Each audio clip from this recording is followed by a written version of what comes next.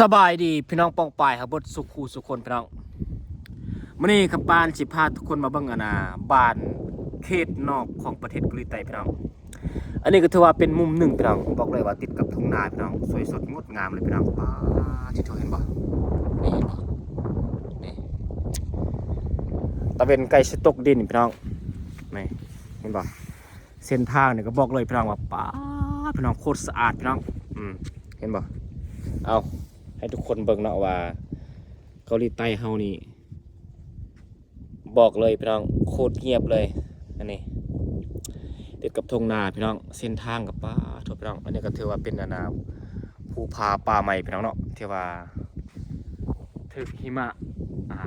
ตกใส่แล้วก็มันก็สิตายครึ่งนึงพี่น้องครึ่งนึงที่ว่ายังบ่ทันตายก็คือตัวเขียวๆนะพี่น้องเนาะกำลังสิปงดอกออกหน่อพี่น้องนี่เอาเห็นบ่ทุกคนป้า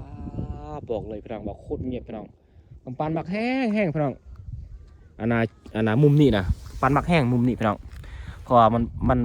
มันน่าอยู่พี่น้องมันก็เงียบอีกพี่น้องแต่ว่าช่วงนี้เกาหลีใต้ยังบ่ทันเฮ็ดนาพี่น้องอีกประมาณเดือนนึงพี่น้องเขาก็สิเริ่มเฮ็ดนาพี่น้องแต่ว่าตอนนี้นี่กำลังที่ว่าคนเกาหลีกำลังสิตกกาพี่น้องเนาะเกินว่าซักกาเนาะแต่ว่ากานี่เขาเจ้าบ่ได้ซักเลยพี่น้องมันมีคนเฮ็ดแล้วก็เจ้าไปซื้อพี่น้องแล้วก็เจ้าเอารถมาดำเลยพี่น้องแล้วก็เจ้าบ่ได้เฮ็ดฮอดยามแล้วก็เจ้าไถปะแล้วก็เจ้าลาดปึ๊บแล้วก็เจ้าไปซื้อกาหันแล้วมาดำเลยพี่น้องดำก็เอารถดำพี่น้องใส่คน2คนเฮ็ดนาพี่น้อง2มือแล้วพี่น้อง อันไทยนี่มือหนึ่งพี่น้องแล้วก็แช่น้ำประมาณ2-3 มื้อนี่แหละแล้วก็มาลาดมือหนึ่งแล้วก็มาดำน่าจะเป็น3 มื้อนี่แหละ ป้าพี่น้องนี่ยังก็สะดวกสบายพี่น้องบ้านเขาพี่น้องเนาะนี่เห็นบ่ป้ามุมนี้ก็ปันมักแห้งพี่น้องนาอยู่พี่น้องเห็นบ่เส้นทางโคตรสะอาดเลยเอาไปที่ว่ามักฮักในการที่ว่าอยู่แบบนี้เนาะใครที่ว่ามักมุมนี้ก็จะลืมกดติดตามนะกดใจกดไลค์เป็นกำลังใจให้กับปันกสีเดิมเท่ากับปันกสีมาอัดบอลใหม่พี่น้องเนาะ